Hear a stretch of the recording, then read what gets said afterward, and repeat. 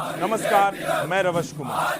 साथियों, ये मेरा ऑफिशियल चैनल है रवश यूनिवर्स, जिस पर मैं आप लोगों को पेंशन से जुड़ी हर वह खबर देता हूं जो आप लोगों के लिए बहुत महत्वपूर्ण है। और अगर अभी तक आपने इस चैनल को सब्सक्राइब नहीं किया है तो इस चैनल को जल्दी सब्सक्राइब कर लें। तो चलिए वीडियो शुरू करते हैं। आज हम आपके लिए लेकर आए हैं पेंशन जगत से जुड़ी कुछ ऐसी सास और अहम खबरें जिनका सीधा संबंध देश के लाखों करोड़ों पेंशन भोगियों और भविष्य की पेंशन का इंतजार कर रहे कर्मचारियों से है। यह खबरें आपकी आर्थिक जिंदगी में एक नए मौफ का संकेत दे रही हैं, एक नई उम्मीद जगा रही हैं। तो बिना समय गवाए चलिए शुरू करते हैं आज की इन बड़ी और महत्वपूर्ण खबरों की विस्तार से चर्चा। सबसे पहली और सबसे चर्चित खबर है ईपीएस 95 पेंशन योजना के तहत आने वाले सभी पेंशनरों के लिए एक बड़ी और सुखद बदलाव की। दोस्तों, अब हर ईपीएस 95 पेंशनर को न्यूनतम पेंशन के रूप में हर महीने 7 से 0 यानी 70,500 मिलेंगे और इसके ऊपर महंगाई भत्ता यानी डीए भी मिलेगा। जी हां, यह कोई अफवाह नहीं बल्कि एक ठोस और सकारात्मक विकास है जिसकी घोषणा की जा चुकी है। यह फैसला उन सभी पेंशनर्स के लिए एक राहत भरी सांस लेकर आया है जो लंबे समय से मात्र 1 कोटियन रुपए की न्यूनतम पेंशन पर गुजर बसर करने को मजबूर थे। अपने से 3 के सांस के साथ गागरा हो जा रहा है।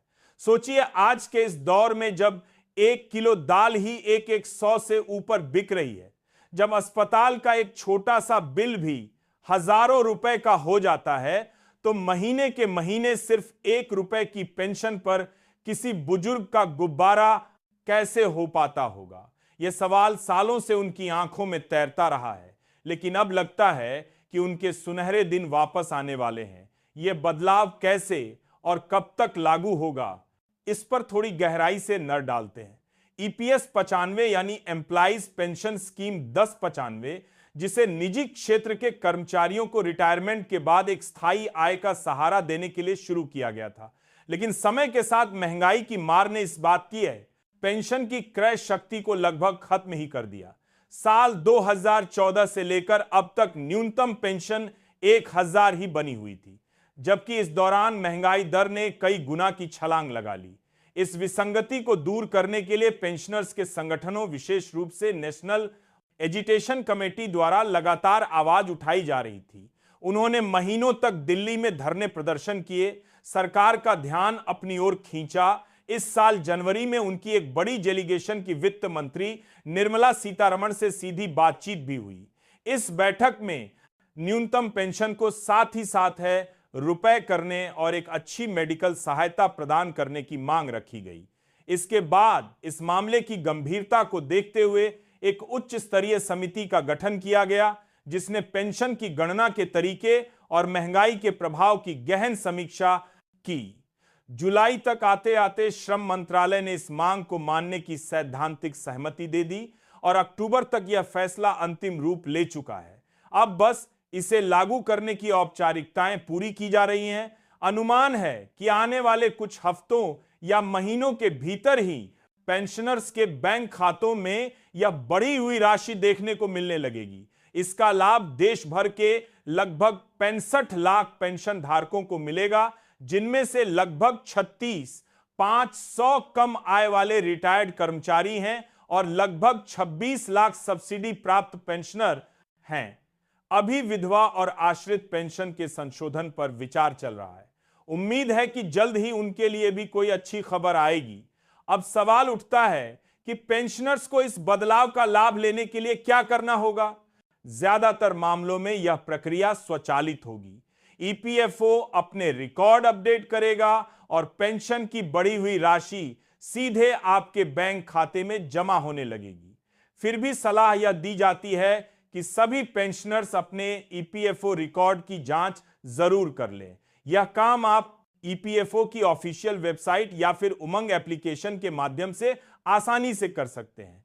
अगर कोई विसंगति दिखे या फिर पेंशन की राशि में बदलाव ना हो तो तुरंत अपने क्षेत्र के ईपीएफओ कार्यालय से संपर्क करें। यह आपका हक है और अब समय आ गया है कि आप इसका पूरा लाभ उठाएं। दूसरी बजी और ऐतिहासिक खबर है कर्मचारियों के लिए एक सुनहरे सपने के सच होने जैसा है। आपको याद होगा कि साल 2004 में नई पेंशन स्कीम यानी एनएपीएस लागू की गई थी, जिसमें पेंशन की कोई गारंटी नहीं थी। और यह साल के बाद 2004 में बाजार के उतार चढ़ाव पर निर्भर करती थी। इसने कर्मचारियों के मन में भविष्य को लेकर एक अनिश्चितता और डर पैदा कर दिया था। लेकिन अब लगभग 20 साल बाद सरकार ने इस गलती को सुधारते हुए वह पुरानी सुरक्षा और भरोसा वापस लौटा दिया है। इस फैसले का सबसे बड़ा फायदा उन सभी कर्मचारियों को मिलेगा जिनकी नियुक्ति सन 2004 के बाद हुई थी। अब तक वे नई पेंशन स्कीम के अंतर्गत आते थे, लेकिन अब वे भी पुरानी पेंशन स्कीम के लाभार्थी बन जाएंगे। इसके साथ ही एक और बड़ी उम्मीद जगी है कि उन्हें बैक डेट यानी पिछली तारीख से पेंशन का भुगतान भी मिल सकता है। इसका मतलब यह हुआ कि जो पेंशन राशि उन्हें एनपीएस के तहत मिलनी चाहिए थी, उसकी भरपाई ओपीएस के मानदंडों के आधार पर की जा सकती है। इससे एक साथ एक मोटी रकम कर्मचारियों के खाते में आ सकती है, जो उनके लिए एक तरह का बोनस साबित होगी। इस पूरी प्रक्रिया को सुचारू रूप से लागू करने के लिए वित्त मंत्रालय ने एक विशेष समिति का गठन किया है। इस समिति का काम ओपीएस के तहत पेंशन वितरण से जुड़ी सभी तकनीकी, प्रशासनिक और कानूनी बाधाओं को दूर करना है। अनुमान लगाया जा रहा है कि फरवरी 2026 तक इस योजना के तहत पहला भुगतान शुरू हो जाएगा। केंद्र सरकार के इस कदम ने राज्य सरकारों पर भी दबाव बना दिया है।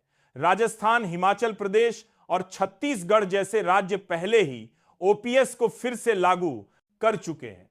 नयन सैलेसी, शुरोदीस, अब उम्मीद है कि बाकी बचे हुए राज्य भी जल्द ही इस दिशा में कदम बढ़ाएंगे ताकि उनके कर्मचारियों को भी यह लाभ मिल सके। पुरानी पेंशन स्कीम की वापसी ने कर्मचारियों के बीच जो उत्साह और भरोसा पैदा किया है वह अतुलनीय है।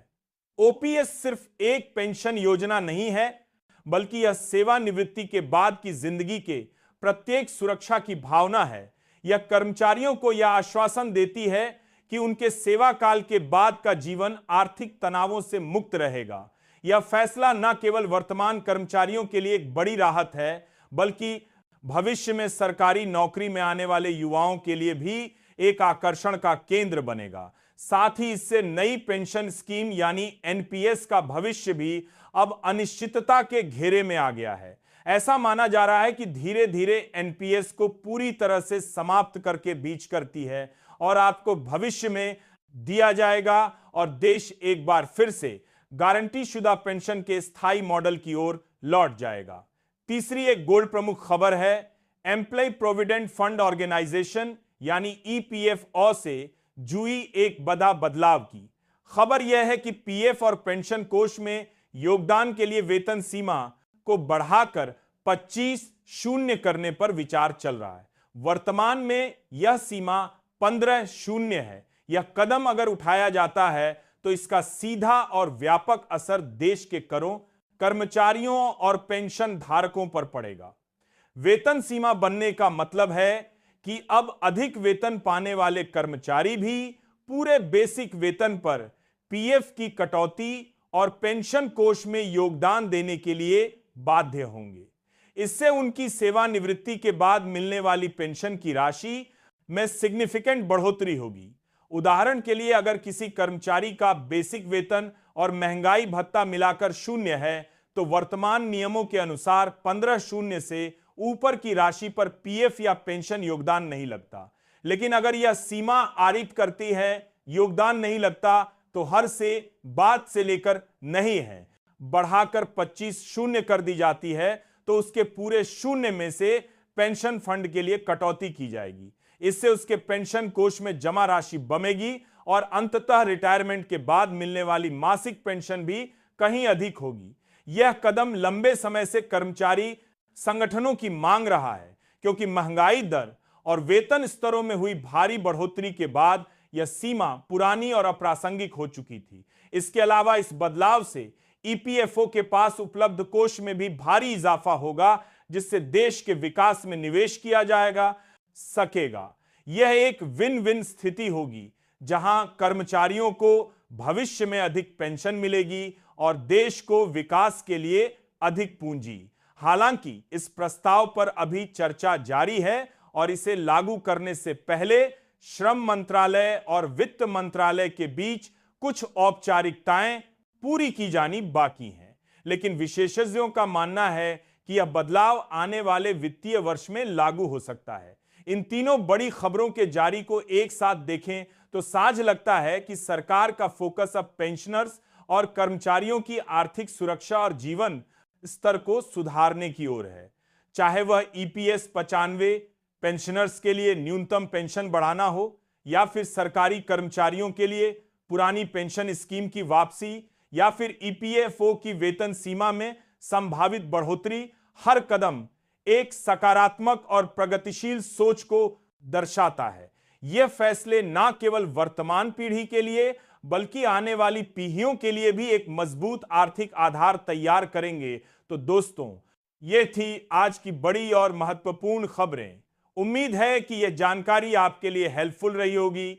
अगर आपको हमारा यह विश्लेषण पसंद आया हो तो हमारे चैनल को सब्सक्राइब जरूर करें, इस वीडियो को लाइक करें और अपने सभी पेंशन धारक मित्रों और परिवारजनों के साथ शेयर अवश्य करें, ताकि वे भी इन बदलावों से अवगत हो सकें और अपने हक की लड़ाई लड़ सकें। आपकी सेवा में हम सदैव तत्पर हैं। धन्यवाद। जय हिंद।